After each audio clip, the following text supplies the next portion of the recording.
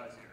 I'm going to pass around this bag of candy, and I'm going to pass another one on this side. I want every single person to take one piece for themselves and to pass it on. If someone in the front row here could pass it back to me when you guys are all done with it, I would really appreciate that because there's actually a point to this.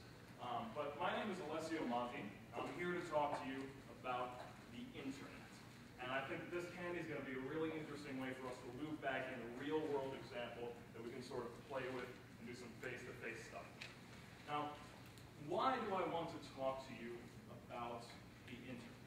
Well, as George Orwell so conveniently told us, it takes a constant struggle for us to see that which is directly underneath our noses. Especially here at an institution like Northwestern, we like to think, I like to think, that I am intelligent. We like to think that we are intelligent, but I think we know that most of the people that we know, many of the people that we know, lack a lot of common sense. And I think that's what George Orwell was talking about. And throughout the course of American history, throughout the course of our country's history, what we have found is that great thinkers have constantly tried to, has been to illuminate the idea of two Americans. I think we've seen a few people here touch on the idea that we're talking about identity, about education, and so on and so forth. And if you look back all the way to Lincoln with the Gettysburg Address, he talks about the free and the enslaved America.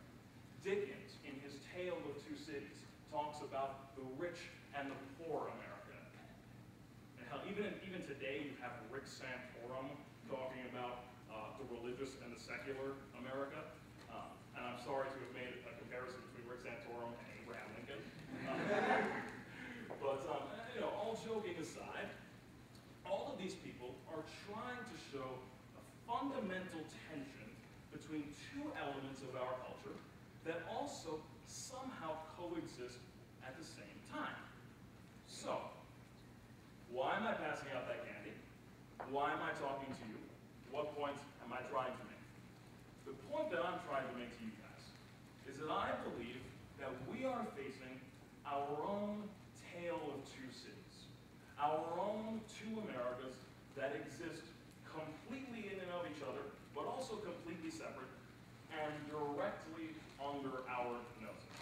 And we've gotten so used to them being a part of our lives that we've stopped even noticing the difference between them. What are these two Americas? Face-to-face versus Facebook. No, I know. Now, it might seem a little bit simplistic, maybe even a little bit overly simplistic of an idea. And it might seem even like blatantly self-obvious that someone can stand up here and say, the world is changing, social media and Twitter, hashtags. That's not, I don't even have a Twitter, so that's not what I'm about. What I'm trying to communicate is that the lines between these two worlds, the world that we are experiencing here today in an auditorium together, and the world that we experience, if we can toss Twitter up there, we'll just have it going, but the world we experience on Twitter and social media and the MySpaces and all of that, the lines between those two worlds have started to blur and have started to break down. And if someone could pass, eventually, just in the next few minutes, one of those, the next like 30 seconds or 45 seconds, one of those bags of candy, the point itself will loop back. But I think it's easy for us to forget how much the world has changed in the last 20 years. Now let's use my own family as an example. My father was born in 1945. He's 66 years old. He was born 2 years before the sound barrier was broken. My brother was born in 1970. He was born 2 years before Pong, the game, was invented. I was born in 1990. I was born 4 years before the first internet forum. My niece, she was born 3. Nice. I like that top one. The world is changing quicker than we recognize. Perfect, perfect.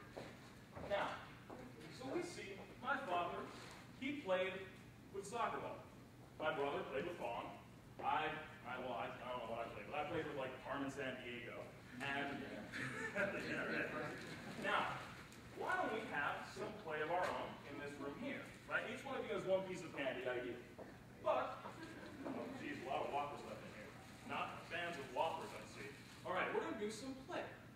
face-to-face fun.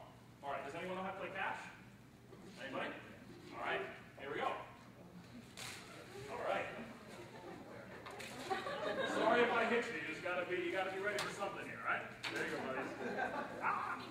God, everyone hates whoppers. Really, seriously. Some speakers. All right. Now. Oh, sorry. Sir. Ah, nice catch. Now, we just had a real face-to-face moment. Where else do I play today? I play on Facebook. Sometimes I play on Twitter, especially if I want to improve my resume. So, here we go.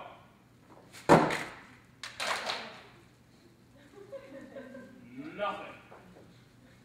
And I know that this is a very simplistic point. My earphone fell. I know that this is a very simplistic point.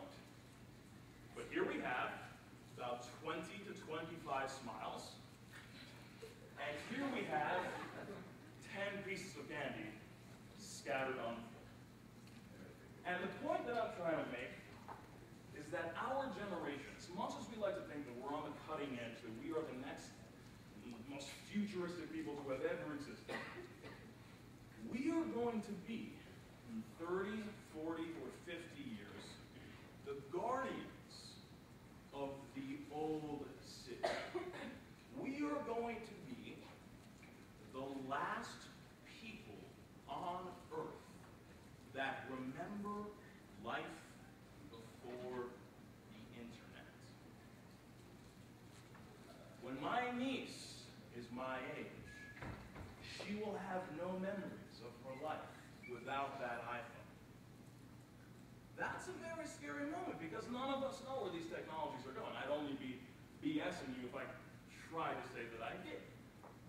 But what I do really believe deep down inside at the bottom of my heart is that this gives us a very unique responsibility. And this gives us the responsibility to remember that this candy is on the floor and that candy came with a smile. And that we have to remember there is something unique about face-to-face that will never, ever, ever, I hope nobody's shit talking right now. There is something unique that will never, ever, ever be replicated by a computer screen. And when you want to make a new friend, you have to talk to them. You can't just friend them on Facebook. When you want to leave somebody, you need to create a vision. You can't just get them to follow you on Twitter. Now, this is something that is vitally important for us to remember, or it will be forgotten from the social annals of our history. I don't really have an effective conclusion other than to say that these pieces of candy are a very good metaphor in another way. Social resources. They gave us smiles, they can give each other smiles. And I've heard all of the quibbles that everyone here has made. I've made them myself about how Northwestern students are particularly socially inept. I think it's just true of maybe everyone in our generation. But remember, next time you make that complaint, when was the last time that you actually reached out and tried to give somebody a waffle? So I just ask, before you eat this candy, I'm not going to tell you what to do with it, it's yours. But I just ask, there are 80 people in this room. And we came here, we did something. We didn't like something on Facebook, we may have. We showed up. We proved that we wanted something. We proved that we could do something. We did something special here tonight. I simply ask that you decide whether or not you want to make a new friend tonight. And if you do, just walk up to him or her, give him a piece of candy. So I thank you for your time, and I please beg of you, remember, face to face instead of just